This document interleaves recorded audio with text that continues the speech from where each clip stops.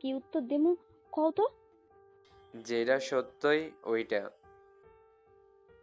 মাইয়ার বিয়া দাউনের পরদিনই পোলার বিয়া, এই সত্য? কামাল হোসেন জমেলা বেগমের দিকে এক দৃষ্টিতে তাকিয়ে উত্তর দেয়। এই হন যাই হোক, সত্যি সত্যি সব আল্লাহর ইচ্ছা। আর কথা বাড়ালেন না তিনি, চলে গেলেন বাহিরে। জমেলা বেগম আফসোসের সুরে কপাল চাপড়াতে চাপড়াতে ঘরে ঢুকলেন। এইসব যে তারই ইচ্ছের ফল। এই কথা পারছে না সইতে, না পারছে কাউকে বলতে। চোখে মুখে ঠান্ডা পানি পড়তেই ধরফরিয়ে ঘুম থেকে উঠল টুম্পা। চোখ দুটি বড় বড় করে তাকিয়ে দেখে তার সামনে শরীফ দাঁড়িয়ে আছে। এ কাণ্ড যে শরীফেরই, তার বুঝতে আর বাকি রইল না টুম্পার। একরাশ বিরক্তি আর রাগ দুটো নিয়েই শরীফকে বলে, এইটা কি করলা সকাল সকাল? ঘুম থেকে উঠানোর কাম করছি। এমনি? তোর লাইগা এর চেয়ে ভালা জানা ছিল না। শরীফের কথায় টুম্পার মনে জমে থাকা রাগটা আরো গাঢ় হলো। নাক মুখ কুচকে বলল, তুমি যা করলা এটা কিন্তু মোটেও ঠিক না ভাইজান। ভাইজানের পর্ব গতকাল চুকে গেছে। এখন আমি তোর স্বামী হই, আর তুই এই সংসারের বউ। তাতে হয়েছে কি? হয় নাই, এখনো হইব। হাত মুখ ধুইয়া তাড়াতাড়ি যা। কই যামু? বাড়ির বউরা সকালে ঘুমতে উঠিয়া কই যায় জানোস না? তোর আম্মা কি করে দেখোস নাই জীবনে? আমার আম্মা ঘুমাতে ওইটা খানা খায়, কাজলি খালা আয়না দেয় সামনে। শরীফ এবার বেশ বিরক্ত হলো, তবে সেটা প্রকাশ করলো না। সে আগে থেকেই জানে টুম্পার স্বভাব। এই জন্যই টুম্পাকে পছন্দ হলেও কখনো বিয়ের প্রস্তাব বা মনের কথা বলেনি। তবুও এই মেয়েটাকে সে ভালোবেসে ফেলেছে, আর আজকে সেই তার সামনে দাঁড়ানো তার বউ রূপে। আমার অত টেহা পয়সা নাই যে তোরে কামের মাইয়া আইনা খাওয়ামু। অত কেন? তোমার আদতে কোনো টাকা পয়সা আছে? শরীফের মুখটা কালো আধারে ভর করলো। টুম্পার কথাটা বেশ ভালোভাবে আঘাত করলো শরীফকে। বাবা কত বলতো একটু কাজে কর্মে মন দিতে, তখন বাদ হয়ে দাঁড়াতো সজীব। সে বলতো শরীফের যখন দায়িত্ব নেবার সময় হবে সে আপনাই টাকা রোজগার করবে। শরীফ এখন উপলব্ধি করতে পারছে সময় এগিয়ে এসে দায়িত্বের ভারে তাকে এক্ষুনি টাকা রোজগার করতে হবে। কিন্তু টুম্পাকে আয়ত্তে আনতে হলে তাকে দুর্বল হওয়া যাবে না। সে মোতাবেকই এগোতে থাকলো শরীফ। টেহা হইলেও আমি কামের মাইয়া আনমু না। কেন আনবাগ না? অযথা পয়সা খরচের পিছে আমি নাই। টুম্পা আগের ন্যায় তার ভাবভঙ্গি বজায় রেখে বসে রইল। তা দেখে শরীফ বুঝলো টুম্পা সহজে মানার মেয়ে না, আর শরীফও দমে যাওয়ার পাত্র না। সে গিয়ে টুম্পার হাত টেনে ধরল, টুম্পাকে উঠে দাঁড় করালো। আগে আমার নাস্তা ভাবি আইনা দিত, এখন তুই আইনা দিবি। কেন? ভাবি আনলে কি যা যাইব? তুই আমার বউ, তাই তুই আইনা দিবি। আমি পারুম না। পারবি না? না। টুম্পার একরোখা উত্তরে শরীফ টুম্পার কাছে গিয়ে দাঁড়ালো, একদম কাছে গিয়ে দাঁড়ালো। এতটাই কাছে যে শরীফের গরম নিঃশ্বাস টুম্পার নাকে মুখে আশ্রে পড়ছে। টুম্পা কিছুটা ভয় পেয়ে বলে, কি করতেছো? তুই না পারলে আমার এই করুণ লাগবো যা করার। শরীফের কথার পূর্ণাঙ্গ অর্থ বুঝতে বেগ পেতে হলো না টুম্পার। এক ছুটে শরীফের কাছ থেকে একদম ঘরের বাইরে উঠোনে বেরিয়ে পড়ল। শরীফ তখন টুম্পার এরকম ভয়ার্থ চোখ মুখ দেখে মুখ টিপে হাসছে। ওদিকে টুম্পাকে দেখেই পারুল জিজ্ঞেস করলো, কি হইল? এমনি বাসি মুখে খাড়ায় আসো কেন? তোমার দেওয়ারে লাইগা নাস্তা বানাইতে আইছি। দেখো মাইয়াডার কাণ্ড, গোসল বাদে কি এর কাজে হাত লাগাইবা তুমি? এত সকাল সকাল গোসল করে জ্বর আনমুনি। ও মা, তুমি জানো না বাসর রাইতের পর সকালে ফরজ গোসল কইরা কাম কাজ করতে হয়, না হইলে তো গুনাহ হইব। ওসব গোসল টোসলের কোনো প্রয়োজন নাই। সোজা সবটা টুম্পার উত্তর শুনে পারুলের কপালে ভাঁজ পড়ল। জিজ্ঞেস করতে অস্বস্তি লাগলেও প্রশ্নটা করেই ফিরল। ফরজ গোসল হয় নাই? না। আর কিছু বলল না পারুল। মনে মনে ভেবে নিল হয়তো টুম্পা এসব মেনে নিতে পারেনি বলে তাদের মধ্যে দাম্পত্য জীবন শুরু হতে সময় লাগবে। থাক টুম্পা, তুমি এনে খাড়াও, আমি পাকা ঘর থেকে শরীফের নাস্তা প্লেট আইনা দিতেছি। পারুলের কথা মতন টুম্পা পিছু পিছু গেল। গিয়ে নাস্তার প্লেটটা হাতে নিতেই পারুল বলে, শরীফ পরোটা পছন্দ করে, মাঝে মধ্যে ওরে পরোটা বানায় দিবা, খুশি হয়ে যাইব। আমার খুশি কইরা নিয়া তারা খাওয়াই খুশি করমু। আর কাম নাই? টুম্পার ইচ্ছে হলো মনের কথাটা মনে চেপে না রেখে সরাসরি বলে দিতে, কিন্তু পরিস্থিতি সাপেক্ষে নির্বাকভাবে প্লেটটা হাতে নিতে ঘরে গেল। গিয়ে দেখে শরীফ চৌকিতে আধশোয়া হয়ে আছে। তোমার নাস্তা আনছি। এত তাড়াতাড়ি বানায় আনলি কেমনে? শরীফের প্রশ্নে টুম্পা নিশ্চুপ। তা দেখে শরীফ পুনরায় বলে উঠল, তুই যে নাস্তা বানাস নাই হেডা আমি জানি। তাহলে আর জিগাও কেন? জিগাইলে ক্ষতি? হ্যাঁ। এক হাতে রুটি ছিঁড়ে আলু ভাজি দিয়ে মুখে দিয়ে খেতে খেতে শরীফ প্রতি উত্তর করে টুম্পার কথায়। শোন, আমি শরীফ, সজীব না, যে সব মাইনা নিমু। কথাটা মাথায় ঢুকাই নিস বালা মতন, ঠিক আছে? তাইলে তোরই বালা হইব। শরীফ খাওয়ায় মনোযোগী হয়। কালকে রাতের ঝামেলায় খাওয়া হয়নি, বেশ জোরে খিদে পেয়েছে তার। সকালের আলোটা যেন আজ একটু বেশি উজ্জ্বল। উঠোনে জাম গাছটার ডালে ডালে দোল খাচ্ছে হালকা বাতাসে ভেজা পাতারা। রান্নাঘরে চুলোয় হাঁড়ি চাপা, আর সেই চুলোর পাশে দাঁড়িয়ে ঘেমে নিয়ে এক হাতে কড়াই নাড়ছে পারুল। ভোর হতে এসে উঠে গেছে, কাঁথা বালিশ না গুটিয়ে রান্নাঘরে এসে পড়ছে। আজকে তো রিয়া আসবে জামাই নিয়ে, খালি হাতে তো বোন জামাইয়ের আপ্যায়ন করা যায় না। 3 পদের ভর্তা, সর্ষে ইলিশ, বেগুন পোড়া, পোলাও, মাংস, রসুন মরিচ কইরা একরকম যুদ্ধ লাগাইয়া বসে আছে পারুল। ডালেও পেঁয়াজের বাগার দিয়েছে, আর শেষ থাকবে নারিকেল দিয়ে পায়েস। এসব করতে করতে ঘাড় ঘামছে তার, কপালে চুল বেয়ে ঘামে লেপটে আছে। এই সময় রান্নাঘরে চৌকাটে এসে ভর দিয়ে দাঁড়ায় সজীব। তুই তো একেবারে বড় লোকের হোটেল বানাই ফেলছ। জন খাইতে আইমু, মনে হইব না গরিব ঘরে খাওয়ান খাইতেছি। খাওয়ান মজা হইলেই আমার কষ্ট সার্থক। রান্না শেষ হলে আমার লগে বসে খানিক বিশ্রাম নিস, আমি তোর হাতে 1 কাপ চা বানাই দেবো। চা বানাইতে আইলে বাড়ি মাথায় উঠবো, আর আমনের চা বানানো মানেই দুধ পড়া, চা পাতা নষ্ট। দুজনের এই খানিক কথাবার্তা জমে উঠতে না উঠতেই জমেলা বেগম পিছন দিয়ে আসে। তার মুখখানা কঠিন, চোখে একরাশ অশান্তি। তুই বাড়ির রান্নাঘরের এইটা কি নাটক শুরু করছিস সজীব? আম্মা, খালি তো পাকঘরে এসে বইছে, নাটক কি করছে? মায়া আইতাছে জামাই লইয়া, তোর আগে একটু পাকঘরের দরজায় মুখ দিয়া বইয়া থাকলে কেমনে হইব? ঘরে বড় পোলা পাকঘরে বউয়ের আঁচল ধইয়া বইয়া আছে, মান সম্মান থাকবো? ওঠ এখন এখান থেকে। কিছু না বলে সজীব বাধ্য ছাত্রের মতো মায়ের পেছন পেছনে হেঁটে যায়। আবারও একাকী দাঁড়িয়ে পড়ে পারুল। বুকের মধ্যে হালকা একটা চাপা কান্না দানা বাঁধে। এই সংসারে তার হাসিও যেন জমেলা বেগমের পছন্দ হয় না। কিছু সময় না যেতেই তক্ষুনি সেখানে আসে শরীফ, হাতে চিনির প্যাকেট নিয়ে। পাকঘরের সামনে এসে পারুলকে ডাকে। ভাবি, তোমার চিনি আনছি। পারুল ভেতর থেকে এগিয়ে এসে চিনির প্যাকেটটা নেয়। দেরি হইয়া গেছে না ভাবি, আসলে দোকানদার ব্যস্ত আছিল। না ভাই, এখনো পায়েস চুলায় দেই নাই। মাছ, মাংস, বেগুন আর পোলাও বাকি আছে। এখনো এত পথ বাকি?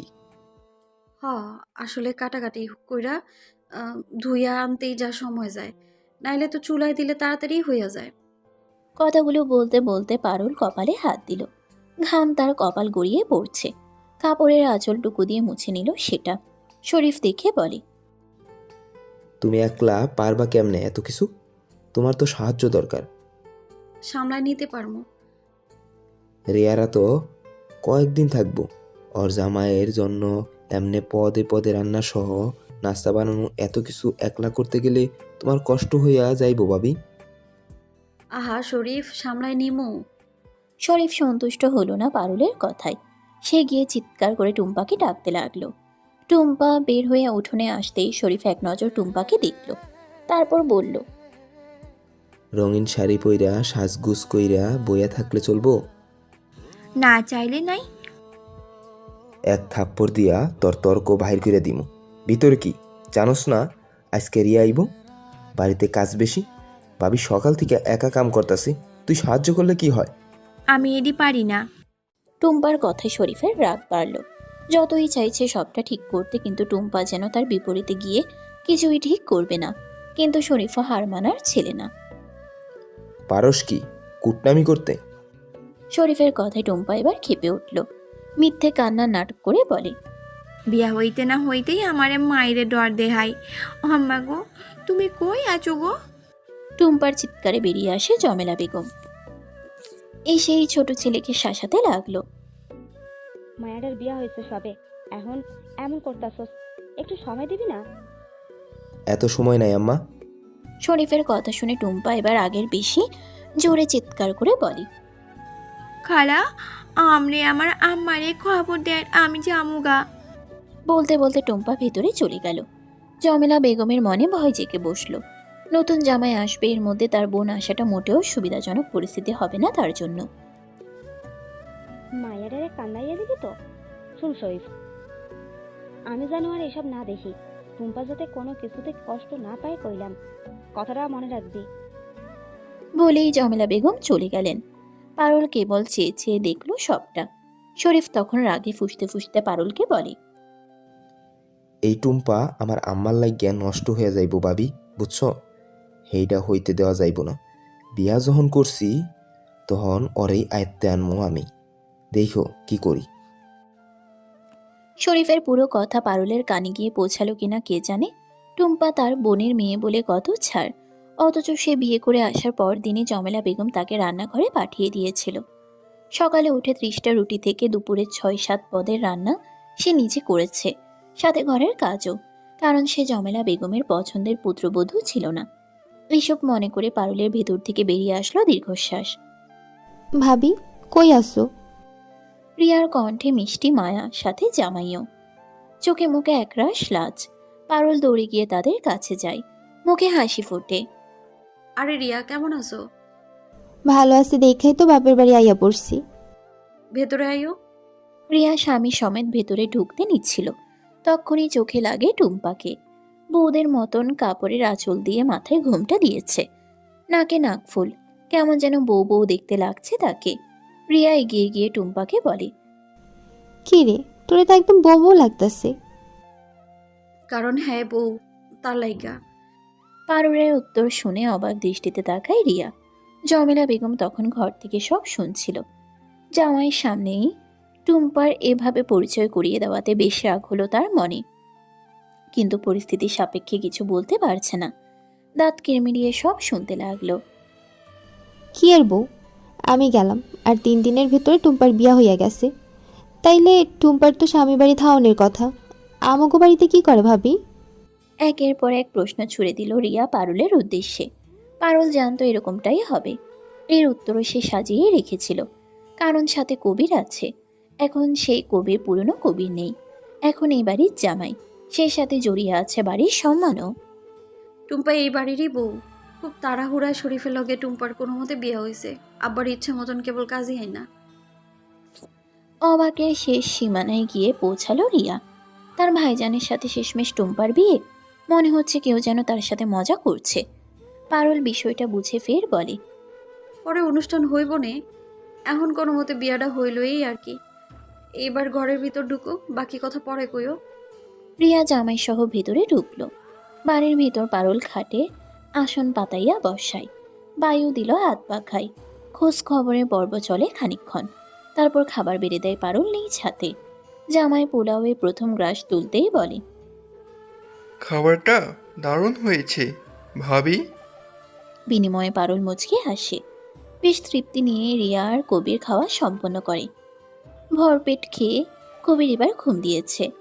বিকেল গড়াতেই বাড়ির পেছনের মাঠে আম গাছটার ছায়ায় বসেছে রিয়া, চুল খোলা, আর তার পেছনে বসে পারুল।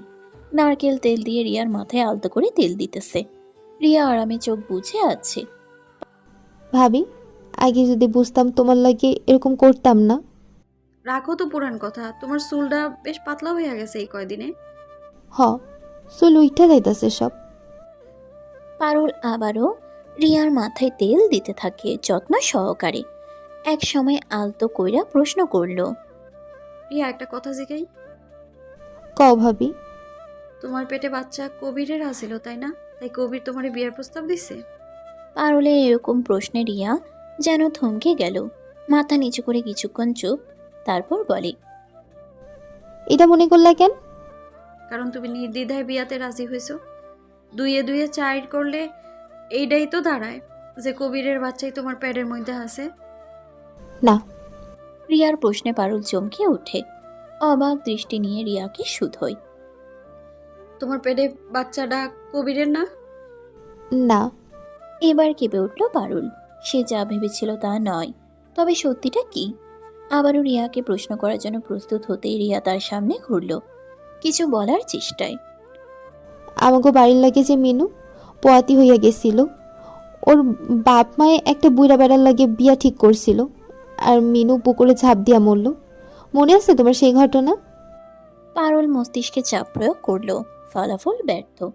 তার কিছুই মনে পড়ল না।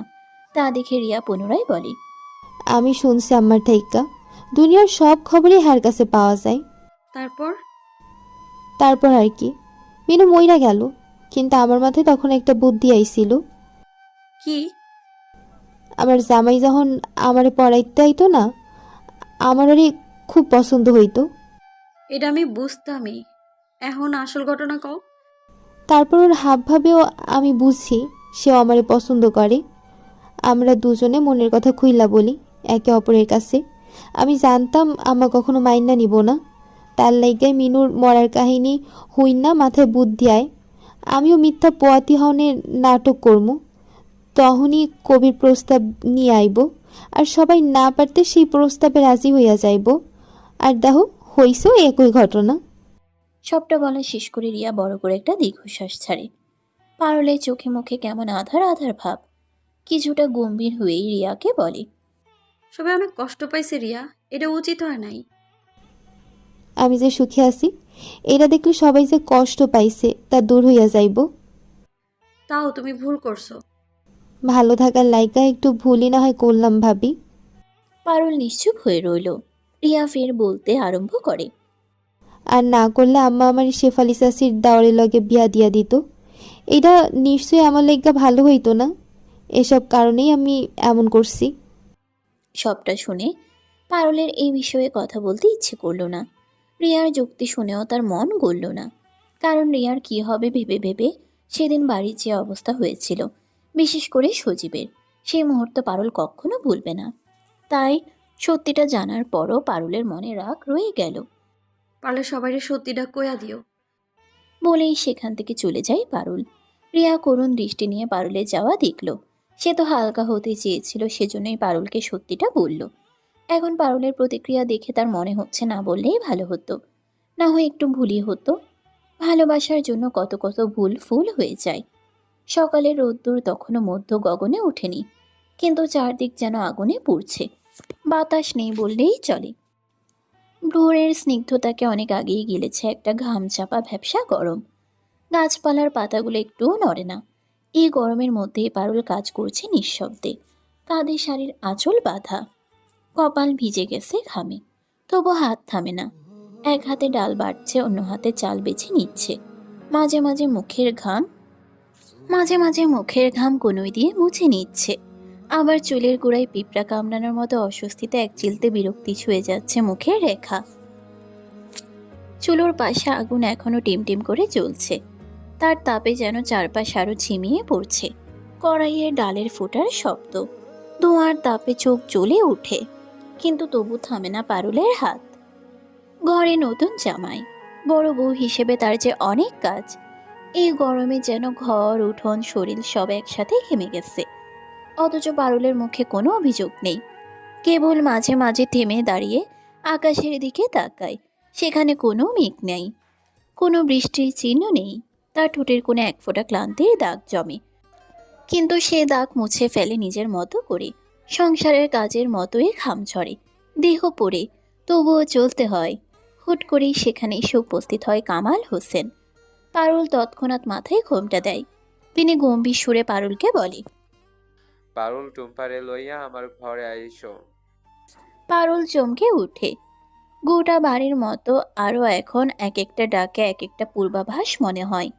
টুম্পা তখন উঠোনে বসে বসে ভেজা জামা কাপড় মেলে দিচ্ছিল।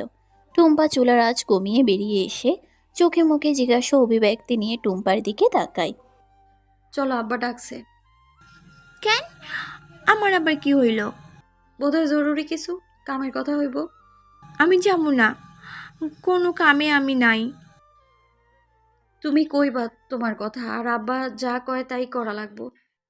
আমি কি হ্যাঁ কইলে সব ঠিক কইয়া যাইব? যে কাজ আমি স্বেচ্ছাই করি না, জোর করে করলে হইব? টুম্পা, এই সংসারটা যদি তুমি নিজের না মনে করো, তাহলে এই ঘরও তোমার না। তুমি কি কইতেছো? আমি কি চাইছিলাম এই ঘরে আসতে? পারুল বুঝল টুম্পা একবার শুরু করলে আর থামবে না, সেজন্যই বলে। তুমি যাও, আপার সামনে দাঁড়ায় নিজের কথা নিজে কও। টুম্পা দরজা পর্যন্ত এসে আবার থেমে গেল। দরজার চৌখাটে দাঁড়িয়ে নিজের পায়ে নখের দিকে তাকিয়ে বলল, আর যাইতেছি, কাল থেকে আমি কারো কোনো হুকুম শুনুন না। পারুল কিছু না বলে সরে গেল। কামাল হোসেন বসে আছেন গামছা পেতে রাখা চেয়ারটায়। টুম্পা ঢুকতেই কামাল হোসেন তাকালেন, মুখে সেই চিরাচরিত গাম্ভীর্য। বসো। টুম্পা বসল কোনো রকমে, চোখে মুখে অবাধ্যতার ছায়া। হঠাৎই কণ্ঠে একরাশ চাপা ক্ষোভ এনে বললেন, এ বাড়ির সব কাজ পারুল করব। মেয়ে জামাই আইছে, গরমে এত কাজ সব কি পারুল করব? টুম্পা কি শুধু গল্প করার লাইগে আইছে? টুম্পা চুপ, মাথা নিচু, তার মুখে কথার বুনোট হারিয়ে গেছে। কামাল হোসেন এবার মুখ ফিরিয়ে বলেন, ছোট বউ যাই হোক, সংসারের মানে দায়িত্ব। পারুল না থাকলে এই ঘর চলতো না। টুম্পা, তুই নিজের কাজ নিজে বুঝে না কেন? সময় হয়েছে, এখন থেকে নিজের দায়িত্ব পালন করবি, সব করবি, ঠিক আছে? আমানেরা যেটা ঠিক মনে করছেন সেটা কইরা চাইতেছেন, আমি তো কিছু কইতেই পারি না। তুই চাইলে অনেক কিছু পারছে টুম্পা, কিন্তু তুই চাস না। এটা তোর জিদ, আর এই জিদে তুই হারবি। তখন শরীফ না, তুই নিঃস্ব হবি। পরে মানুষের কথা শোনাইয়া বাপের বাড়ি পার করা লাগবো। একুল ওকুল কোনো কুলই পাবি না। টুম্পা চুপ, একদম নীরব, শুধু চোখের দৃষ্টিটা একটু নরম হলো। দেখ, এ সংসার আমি অনেক কষ্ট করছি, আমার ইচ্ছার বিরুদ্ধে গিয়া কিছুই হইব না এ বাড়িতে। তুই এখন এই ঘরের বউ, শরীফের বউ। এটা তুই না মানলেও পারুল যে এই দায়িত্ব এতদিন একা সামলাইছে, এখন তার ভাগ তোর ওপর পড়ব। কাল থেকে তুই পাকঘরের দায়িত্ব নিবি। কামাল হোসেনের কথাগুলো শুনে টুম্পা পারছে না এক্ষুনি চলে যায়। তখনই মনে আসলো স্বামী ছাড়া বাপের বাড়ি পড়ে থাকা শিলার কথা। সবাই তারে উঠতে বসতে খোঁটা মারে। টুম্পা না মানলেও সবাই জেনে গেছে সে শরীফের বউ। আর এই নতুন অবস্থায় শরীফ যদি টুম্পাকে ছাড়ে, টুম্পার অবস্থা যে শিলার মতন হবে সেটা সে ভালো মতনই টের পেল। সেজন্যই টুম্পা মৃদু কণ্ঠে বলে, আমি যদি না পারি? তাহলে সময় নিয়ে শিখবি, আর যদি তাও না পারস তাইলে তোর আর কোনো মানে নাই এই ঘরে। টুম্পা থমকে গেল, সে জানে তিনি যা বলেন তাই করেন। দুজনে বের হয়ে গেল। পারুল রান্নাঘরের দিকে যাচ্ছিল আর টুম্পা দাঁড়িয়েছিল আনমনে। তখনই সেখানে শরীফ আসে, এসেই টুম্পাকে বলতে আরম্ভ করে। আব্বা কি কইছে মনে থাকে যেন? বিনিময়ে টুম্পা মুখ বেঁকিয়ে সেখান থেকে চলে যায়। শরীফ পারুলকে বলে, দেখছো ভাবি, কইছি না এখন থেকে তোমার কাম কমবো। টুম্পারে আমি আয়ত্তে আনমু, আমি আমার কথা রাখতাছি। আব্বা তো খুব রাগী শরীফ, তুমি আব্বারে দিয়া টুম্পারে কামের ভাগ না দেওয়াইলেও পারতা। ভাবি, এই ভালো মানুষই ছাড়ো। টুম্পা আমার বউ, আর বউ মানে সব দায়িত্ব কর্তব্য পালন করব। একা তুমি খাটবা কেন? আর তাছাড়া টুম্পারে সোজা পথে আনতে হইলে এমনই করতে হইব। যা ভালো মনে করো। পারুল চলে যায় রান্নাঘরে। শরীফ সেখানে দাঁড়িয়ে দাঁড়িয়ে টুম্পার মুখটা মনে করতে থাকে। যতবারই টুম্পার মুখটা মনে আসে ততবারই তার হাসি পায়। টুম্পাকে সে বড্ড ভালোবাসে। ভালোবাসার মানুষটির ভালোর জন্যই করছে সে এত সব, এটাই বিশ্বাস করে সে। সেজন্যই তো সকালে কামাল হোসেনকে নিজে গিয়ে বলে সবকিছু। ওইদিকে ভিতরের ঘরে জমেলা বেগম বসেছিলেন একা, হাতের কাজ বলতে পুরনো থলে ভরা সুতা। কিন্তু মন তার অতীত আর বর্তমানের হেয়ালিতে আটকে, কি হবে ভেবে কুল পাচ্ছে না। তেমন সময়ই হঠাৎ উঠোনে পা ফেলে ঘরে ঢোকে তার বড় বোন রাহেলা। বোনকে দেখে জমেলা যেন চমকে উঠে। বিস্ময়ে চোখ দুটি ইতিমধ্যে বড় বড় হয়ে উঠেছে তার। মনে হচ্ছে যেন ভুল দেখছে। অবাক স্বরে জিজ্ঞেস করে, আপা, আমনি হঠাৎ কোনো খবর না কইয়া? খবর দিমু কি, তোরাই তো আমারে খবর দিয়ে আনলি। রাহেলার কথায় জমেলা ব্রুকুচকে তাকায়। মানে বুঝতে না পেরে জিজ্ঞেস করে, আমি? হ, তোর জামাই তো খবর দিয়ে আনলো, কইছে জরুরি কথা আছে, তোর দুলা ভাইরে লইয়া আইতে। এই কথা শুনে জমেলার মুখ থমকে যায়। মনে হচ্ছে এক্ষুনি কামাল হোসেনকে চিবিয়ে খেতে। তিনি যে টুম্পার বিয়ের কথা বলতে রাহেলাকে খবর দিয়ে এনেছে সেটা আর বুঝতে বাকি নেই।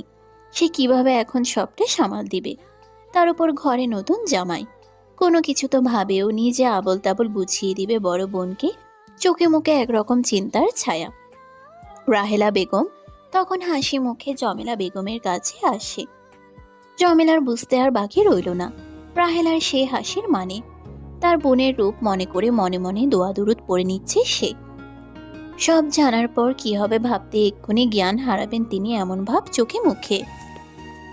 জমেলা বেগমের মুখ থমকে আছে, ভিতরে ভিতরে আগুন জ্বলছে, কিন্তু মুখে কিছু বলছে না। রাহেলা বেগম নরম গলায় বললেন, কিরে, কইলাম তো খবর দিয়ে আনছিস, আর তুই অমন মুখ বানাইলি কে? না না আপা, তুমি আইতে দেখতে ভালো লাগলো। তুমি না হলে আমি কইতাম আইতে। হ, জামাই তো এমনই কইল, বলল বড় ভাইরে লইয়া আসেন, জরুরি কথা আছে। জমেলা বেগম চোয়াল শক্ত করে ফেলেন। তার মাথায় তখন দপদপ করে একটাই কথা, এই সময়েই নতুন ঝামেলা কেন? তিনি সামাল কিভাবে দিবেন? সে মুহূর্তে কামাল হোসেন ঘরে ঢোকেন। দেখে মনে হয় যেন সব ঠিকঠাকই সাজানো তার ছকে। আসসালামু আলাইকুম। আপা কেমন আছেন? ওয়ালাইকুম আসসালাম ভাই, ভালোই আছি, তুমি কেমন আছো? আলহামদুলিল্লাহ, আল্লাহর রহমতে ভালো। আপা কিছু কথা ছিল আপনার লগে, ভাবলাম সামনাসামনি বলা হোক। জমেলা থম মেরে চুপচাপ বসে থাকলেও তার চোখে মুখে অসহায়তা ঘনীভূত হচ্ছিল। রাহেলা বলল, বেশ কথা কও, কি এমন কথা? দেখেন আপা, এখন আপনার মেয়ের বাড়িতে শরীফ আর টুম্পার রিয়া হয়েছে। আমরা শরীফের বিয়ের পর আনুষ্ঠানিক কিছু করিনি, ঘরোয়া পরিবেশে বিয়েটা হয়েছে, কিন্তু আনুগত সমাজের সামনে এখনো সম্পর্কটা স্বীকৃতি নয়। আমি চাই ঈদের আগেই ছেলেদের বইয়ের নিয়ম করে একটু একটু শাড়ি দিয়ে আনুষ্ঠানিকতা করি, আর লগে আমগোর কাছ থেকে একটা ছোট মিষ্টির হাঁড়ি আসুক। সমাজ কি না দেখে বলেন। রাহেলা বেগম প্রথমে বেশ হাসি মুখেই ঢুকেছিলেন ঘরে, কিন্তু মুহূর্ত কয়েকের মধ্যেই কামাল হোসেনের কথায় তার মুখে সে হাসি যেন খসে পড়ল পাতা ঝরা গাছের পাতার মতো। অবাক স্বরে জিজ্ঞেস করে, কি কইলেন? আমার মেয়ের বিয়া দিয়া দিছেন আর আমি জানলাম না? কণ্ঠে রুদ্ধশ্বাস বিস্ময়, চোখ বড় বড় হয়ে গেছে, কপালের ভাঁজে ভরে উঠছে অবিশ্বাস। জমেলা বেগম ঠোঁট চেপে ধরে দাঁড়িয়ে থাকে একপাশে।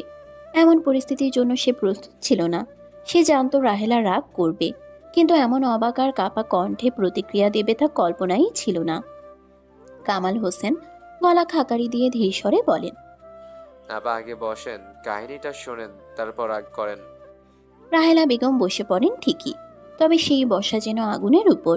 চোয়াল শক্ত করে বসে আছেন, চোখে মুখে রাগ। কামাল হোসেন গলা নামিয়ে শান্তভাবে বলতে শুরু করেন। সবটা শুনে রাহেলা বেগম বললেন, তাইলে বিয়া দিয়া দেওয়ানোর সময় তোমার মনে পড়লো না ওর মা আছেন? আপা এটা যদি না করতাম, এই দিন যেই দিন ধইরা বিয়া দিলাম, লোকে বলতো রাহিলের মাইয়া 2 নম্বর। এবার একটু থেমে তারপর ভারী নিঃশ্বাস ফেলে তিনি বলেন,